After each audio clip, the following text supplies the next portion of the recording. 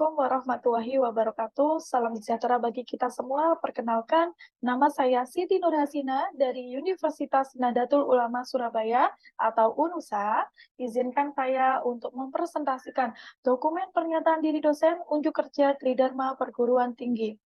Sebelumnya, perkenalkan bahwa saya adalah dosen aktif sejak tahun 2019 di Universitas Nahdlatul Ulama Surabaya. Home base saya di program studi S1 Keperawatan, Fakultas Keperawatan dan Kebidanan, Universitas Nahdlatul Ulama Surabaya. Riwayat pendidikan dan pekerjaan, pada tahun 2015 saya lulus di program studi S1 Keperawatan di Universitas Nahdlatul Ulama Surabaya. Pada tahun 2016 saya lulus profesi nurse di Universitas Nahdlatul Ulama Surabaya. Pada tahun 2018 saya lulus S2 Magister Terapan Keperawatan di Universitas Nahdlatul Ulama Surabaya. Pada tahun 2019 sampai sekarang saya bekerja di Universitas Nahdlatul Ulama Surabaya di Fakultas Keperawatan Kebidanan, program studi S1 Keperawatan. Mata kuliah yang saya ampu pada program studi S1 Keperawatan yaitu yang pertama keperawatan dewasa, sistem endokrin pencernaan perkemian imunologi dan reproduksi pria, yang kedua yaitu keperawatan dewasa, sistem muskuloskeletal, integumen, persepsi sensori dan pesyarafan, yang ketiga yaitu falsafah dan teori perawatan, yang keempat biostatistika, yang kelima MK pilihan yaitu komplementer al-hijama. Pada program studi profesi nurse, saya mengampu praktek profesi keperawatan dasar, praktek profesi keperawatan keluarga dan komunitas, praktek keperawatan gerontik, praktek keperawatan medikal bedah, praktek keperawatan gada dan kritis, dan praktek keperawatan anak. Mata kuliah yang saya akan jelaskan yaitu keperawatan dewasa, sistem endokrin, pencernaan, perkemihan, imunologi, dan reproduksi pria. Mata kuliah ini dengan kode SKV 22432 dengan total 4 SKS, teori ada 3 SKS, praktikum ada 1 SKS dengan total jumlah 4 SKS dengan 35 kali pertemuan dan diampuh pada semester 4.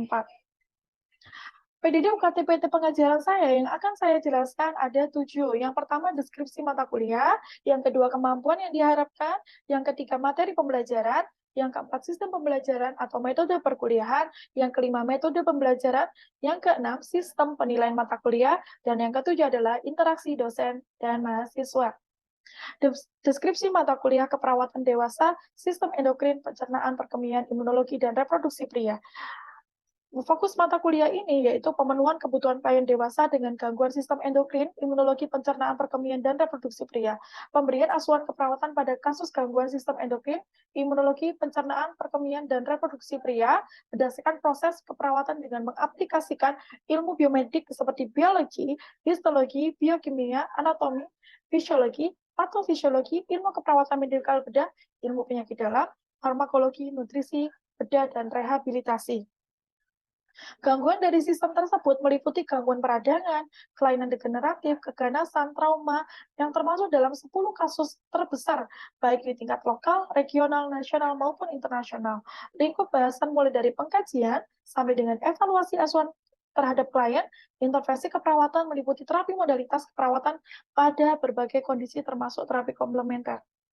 Capaian pembelajaran lulusan atau CPL program studi S1 keperawatan meliputi pengetahuan, sikap, keterampilan umum, dan keterampilan khusus. Pada kesempatan ini yang akan saya jelaskan adalah sikap. Sikap yang pertama yaitu bertakwa kepada Tuhan Yang Maha Esa dan mampu menunjukkan sikap yang religius. Kemudian menunjukkan sikap yang bertanggung jawab atas pekerjaan di bidang keahlian secara mandiri, memiliki sikap menghormati hak privasi, nilai budaya yang dianut dan martabat klien. Yang keempat, menghargai keanekaragaman, pandangan dengan bersikap tawasud yang moderat, tawazun yang seimbang, dan tasamu yang toleran. Kemampuan yang diharapkan, yang kedua yaitu pengetahuan. Yang pertama yaitu menguasai teknik, prinsip, dan prosedur pelaksanaan asuhan atau praktik keperawatan yang dilakukan secara mandiri atau berkelompok pada bidang keilmuan keperawatan medikal bedah. Yang kedua, menguasai konsep dan teknik penegakan diagnosis asuhan keperawatan, menguasai konsep teoritis komunikasi terapeutik, menguasai nilai-nilai kemanusiaan atau humanities value, menguasai konsep, prinsip, dan teknik penyuluhan kesehatan sebagai bagian dari upaya pencegahan penularan penyakit pada level primer, sekunder, maupun tersier, menguasai prinsip K3, hak dan perlindungan kerja nurse, keselamatan pasien, dan perawatan berpusat atau berfokus pada pasien. Kemampuan yang diharapkan yang ketiga yaitu keterampilan umum. Yang pertama yaitu membuat keputusan yang independen dalam menjalankan pekerjaan profesinya berdasarkan pemikiran logis, kritis, sistematis, dan kreatif. Yang kedua, meningkatkan kapasitas pembelajaran secara mandiri, kemudian bertanggung jawab atas pekerjaan di bidang profesinya sesuai dengan kode etik profesinya. Yang keempat, bekerja sama dengan profesi lain yang sebidang dalam penyelesaian masalah pekerjaan di bidang profesinya, dan mendokumentasikan, menyimpan, mengaudit, mengamankan, dan menemukan kembali data atau informasi untuk keperluan pengembangan hasil kerja profesinya. Yang terakhir yaitu kemampuan yang diharapkan yaitu keterampilan khusus. Pada keterampilan khusus ini, mahasiswa mampu menegakkan diagnosis keperawatan dengan kedalaman dan keluasan terbatas berdasarkan analisa data, analisa data informasi, dan hasil kajian dari berbagai sumber dan menetapkan prioritas asuhan keperawatan, mampu menyusun dan mengimplementasikan perencanaan asuhan keperawatan sesuai standar asuhan keperawatan dan kode etik perawat yang peka terhadap budaya, menghargai keragaman etnik, agama, dan faktor lain dari klien individu, keluarga, dan masyarakat. Mampu memberikan asuhan keperawatan yang lengkap dan berkesinambungan yang menjamin keselamatan klien atau patient safety sesuai standar asuhan keperawatan dan berdasarkan perencanaan keperawatan yang telah atau belum tersedia. Mampu melakukan komunikasi yang terapeutik, mampu memberikan asuhan keperawatan pada area spesialis, mampu memberikan obat oral, topikal, nasal, parenteral, dan supositoria sesuai standar pemberian obat dan kewenangan yang didelegasikan. Mampu melakukan tindakan asuhan keperawatan atas perubahan kondisi klien yang tidak diharapkan secara cepat dan tepat, serta melaporkan kondisi dan tindakan asuhan keperawatan kepada penanggung jawab perawat. Yang terakhir yaitu mampu melakukan evaluasi dan revisi rencana asuhan keperawatan secara reguler dengan atau tanpa tim kesehatan. Selanjutnya, capaian pembelajaran mata kuliah atau CPMK pada mata kuliah ini yaitu yang pertama, konsep anatomi, fisiologi, patofisiologi, farmakologi, terapi diet, kimia, fisika, biokimia terkait sistem endokrin, imunologi, pencernaan, perkemian, dan reproduksi pria. Kemudian, selanjutnya yaitu capaian mata kuliah yang kedua yaitu asuhan keperawatan dan penata laksanaan klien dengan gangguan endokrin. Kemudian selanjutnya asuhan keperawatan dan penata laksanaan klien dengan gangguan perkemihan, kemudian asuhan keperawatan dan penata laksanaan klien dengan gangguan pencernaan, selanjutnya asuhan keperawatan dan penata laksanaan klien dengan gangguan imunologi, yang terakhir yaitu asuhan keperawatan dan penata laksanaan klien dengan reproduksi pria. Kemudian materi pembelajaran pada keperawatan dewasa sistem endokrin, pencernaan, perkemian, imunologi, dan reproduksi pria, yaitu konsep anatomi, fisiologi, patofisiologi, farmakologi, terapi diet, kimia, fisika, dan biokimia terkait dengan sistem endokrin, imunologi, pencernaan, perkemian, dan reproduksi pria. Yang kedua yaitu materinya tentang asuhan keperawatan dan penata laksanaan klien dengan gangguan endokrin seperti pasien-pasien diabetes mellitus, pasien-pasien dengan hipertiroid, kemudian pada gangguan perkemian, pasien dengan gagal ginjal kronis atau GGK, pasien dengan mendapatkan terapi hemodialisis, kemudian pasien dengan urolitiasis. Pada gangguan pencernaan, pasien yang diambil yaitu appendicitis, kanker kolorektal, hepatitis, cirrhosis hepatis, ileus obstruksi, kolelitiasis, dan gastritis. Pada gangguan imunologi yaitu pasien dengan SLE serta HIV/AIDS. Asuhan keperawatan dengan gangguan reproduksi pria yaitu dengan pasien benigna prostatik hiperplasia atau BPH serta kanker prostat.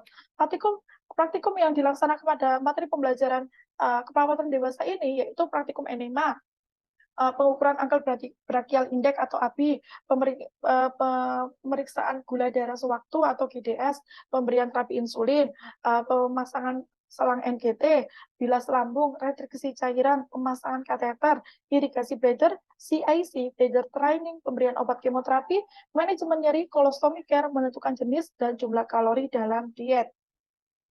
Materi pembelajaran pada konsep penyakit dan asuhan keperawatan pada pasien dengan gangguan sistem endokrin, khususnya pada pasien diabetes mellitus.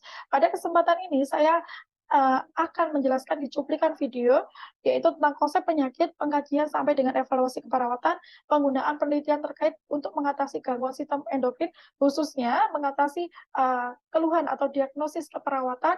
Kemudian yang keempat adalah studi kasus dengan pasien diabetes mellitus. Ini adalah sumber referensi.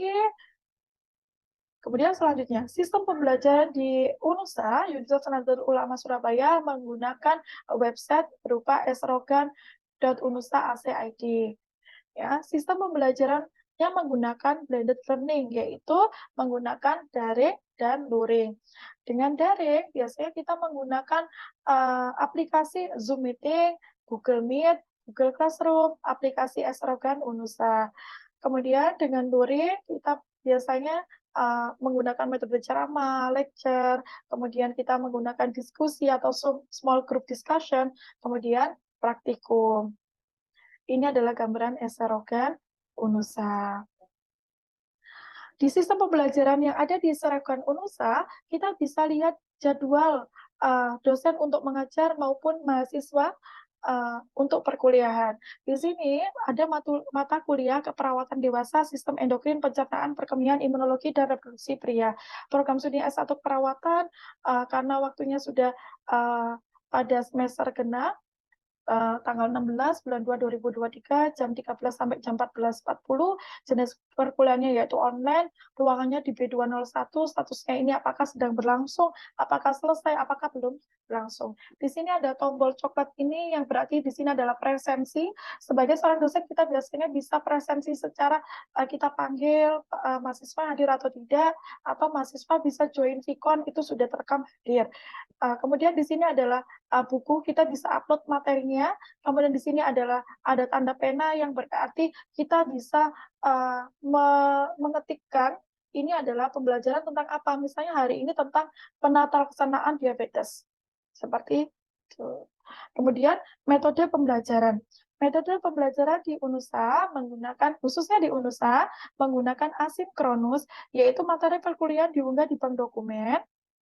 Kemudian di Esrogan misalnya, kemudian delivery-nya berupa ringkasan materi dalam PowerPoint, kemudian ada yang textbook atau jurnal sebagai bahan diskusi atau sebagai studi kasus. Kemudian sinkronus. Sinkronus ini kita biasanya menggunakan diskusi interaction antara dua arah, antara dosen dan mahasiswa melalui virtual meeting, Zoom atau Google Meet, atau secara luring menggunakan small group discussion. Metodenya bisa menggunakan ceramah, tutorial, maupun penugasan. Pembelajaran praktikal laboratorium, yaitu pembelajaran yang dilaksanakan di laboratorium yang berada di kampus atau di luar kampus. Sistem penilaian mata kuliah pada kriteria nilai A, yaitu lebih dari sama dengan 80 dan sampai E yaitu kurang dari 40. Penugasan kelompok pada mata kuliah keperawatan dewasa ini memiliki bobot 30%, UTS 30%, UAS 30%, dan sikap 10%. Terima kasih banyak atas perhatiannya. Berikut adalah cuplikan video saat perkuliahan di kelas mata kuliah keperawatan dewasa, sistem endokrin, pencernaan, perkemihan, imunologi, dan reproduksi pria. Saya akhiri. Wassalamualaikum warahmatullahi wabarakatuh. Assalamualaikum warahmatullahi wabarakatuh. Waalaikumsalam. Alhamdulillahirrahmanirrahim. Hari ini kita bisa bertemu kembali dengan mata kuliah keperawatan dewasa 2. Ya. Kemarin kita sudah bertemu tentang pembahasan konsep anatomi fisiologi, patofisiologi tentang sistem endokrin. Sistem endokrin itu apa aja? Kelenjar-kelenjar yang dipelajari apa saja? Hipofisis, terus pineal, terus hipertiroid, terus paratiroid, kemudian timus, yes, kemudian pankreas. Oke. Di sini pada mata kuliah ini kita akan membahas di kelenjar pankreas. Kalau kita ngomong pankreas, berarti gangguannya itu penyakitnya adalah diabetes mellitus. Oke, ada yang tahu nggak diabetes mellitus itu apa? Ada yang tahu?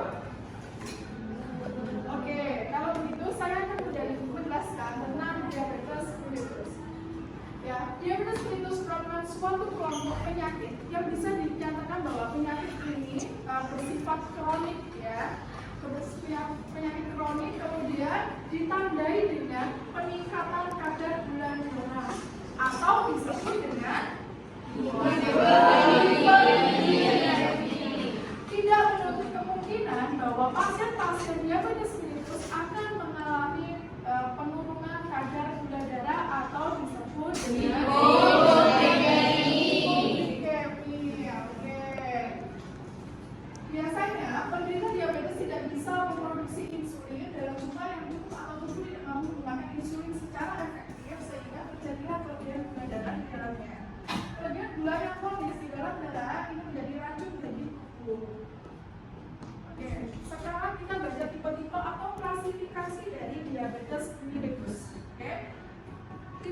tipenya ada tipe 1, tipe 2, kemudian ada tipe pada diabetes pada gestasional atau dan tipe lain.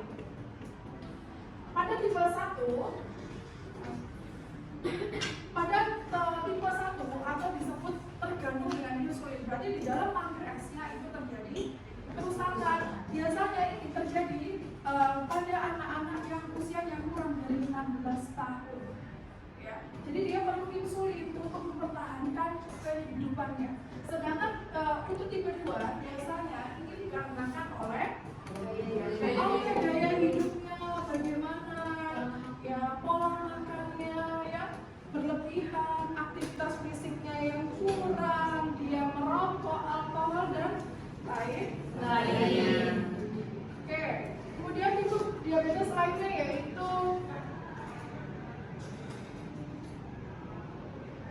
diabetes tipe lain biasanya disebabkan karena adanya malnutrisi disertai kekurangan protein sehingga gangguan genetik pada fungsi sel beta dan kerja insulin. Ya, kemudian ada tipe diabetes gestasional.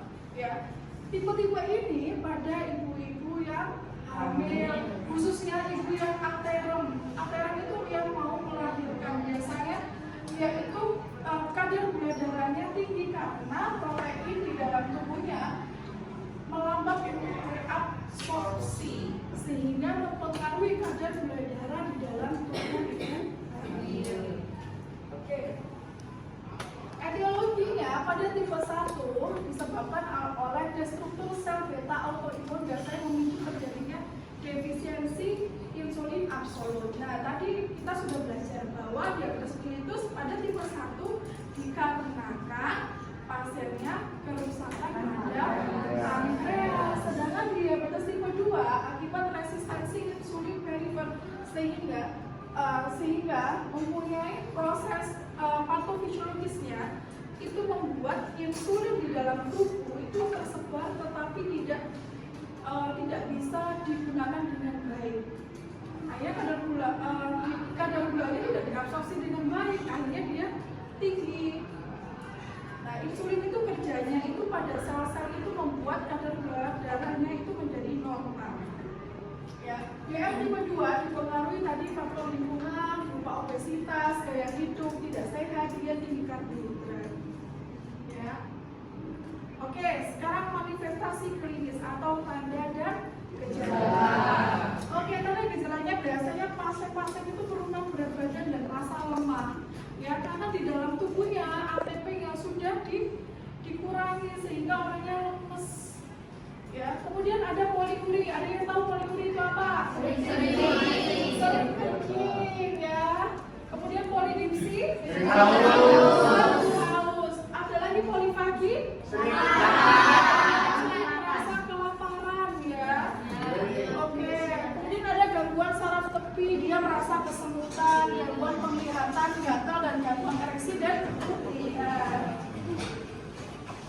Ini adalah patofisiologisnya. Kalau DM tipe 1 kita sel beta pankreasnya hancur, DM tipe 2 sel beta pankreasnya rusak.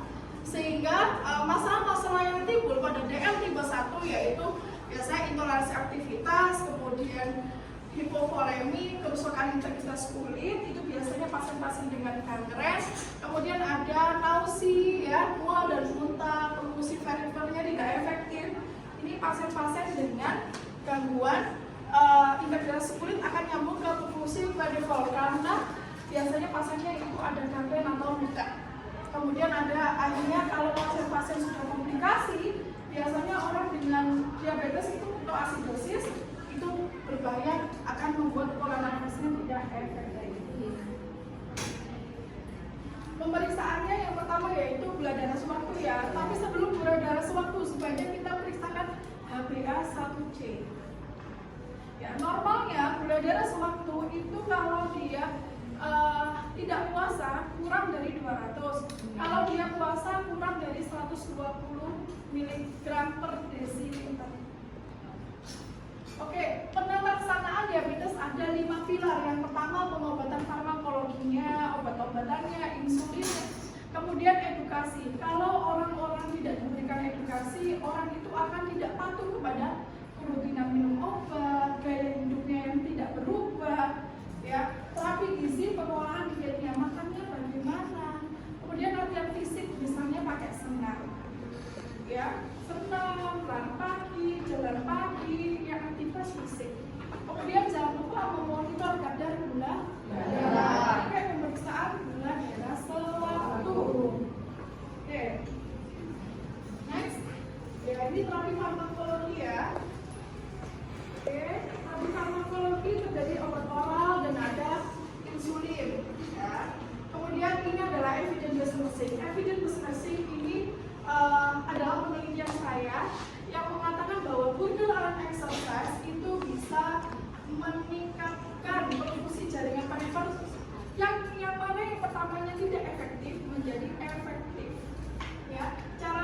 berbaring dalam posisi terlentang, kemudian lanjut bangun dan duduk dengan kaki yang tergantung. Gerakan kaki ke arah sang tua, kanan kiri, atas bawah, ya atas bawah, kemudian pakai blanket atau pakai selimut selama 3 menit gitu ya. Latihan penggunaan exercise dapat dilakukan setiap hari. Ya, kalau sehari 3 hari, kalau ada waktu silakan dikerjakan ya. Itu untuk pasien-pasien diabetes mellitus. Ini adalah konsep asuhan perawatan pada pasien diabetes. Kalau pengkajian, biasanya mereka itu datang dengan apa? Badannya lemas. Kemudian tadi ada sering kencing, kemudian kemudian ada luka yang tidak sembuh. Oke, ini adalah pemeriksaan fisiknya ya. Kesadarannya pasien biasanya datang dengan keadaan kompos mentis ya.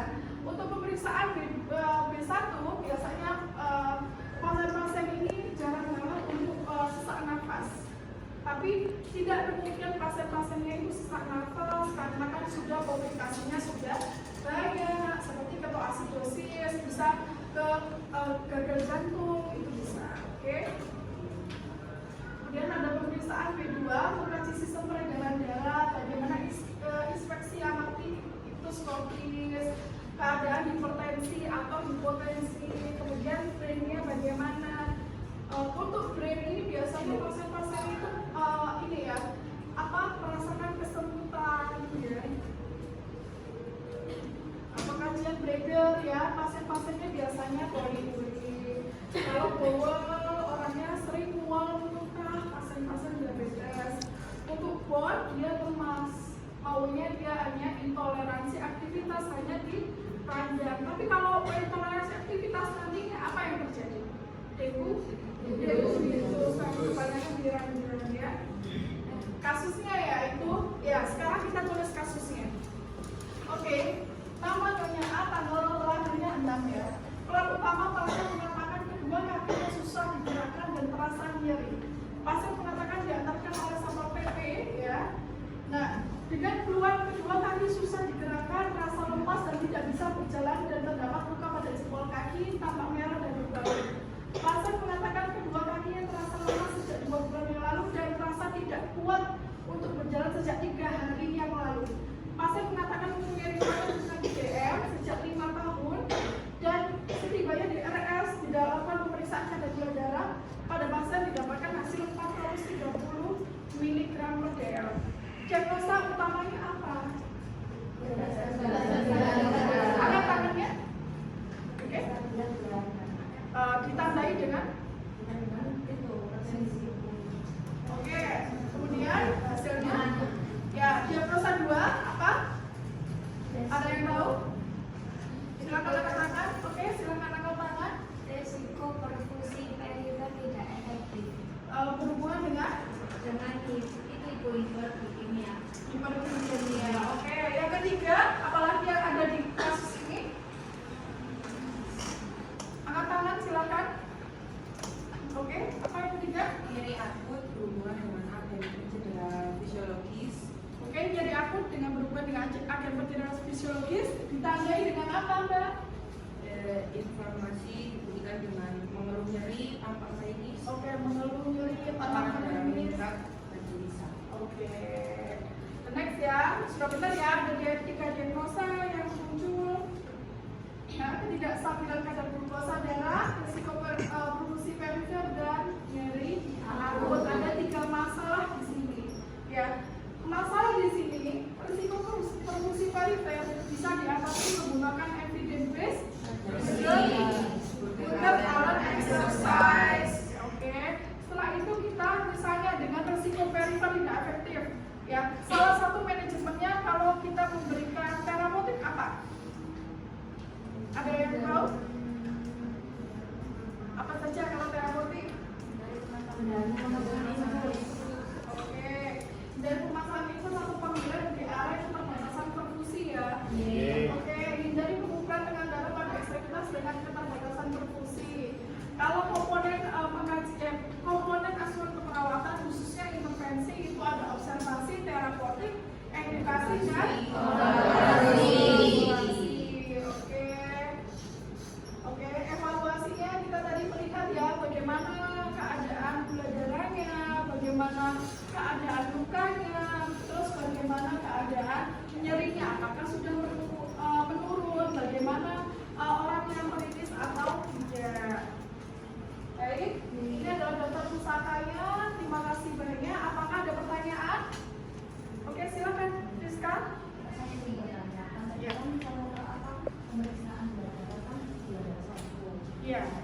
adalah pasien itu mendapatkan didapati dengan kesehatan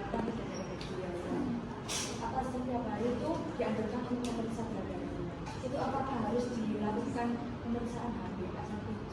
Oke, untuk pemeriksaan HbA1c untuk di awal semua penderita harus diperiksakan ya Pak ya, untuk mengetahui apakah dia diabetes mellitus atau tidak. Untuk pemeriksaan lanjutan tidak perlu HbA1c, tapi untuk berkala yaitu mengontrol kadar gula darah. Kemudian jangan lupa untuk periksa kadar gulanya dia harus stabil terus ya. Kemudian jangan lupa insulinnya tetap dipakai, aktivitas fisik, kita sering memberikan edukasi sebagai seorang perawat. Begitu ya Mbak? Untuk apa fungsi apa dari HbA1c itu Pak?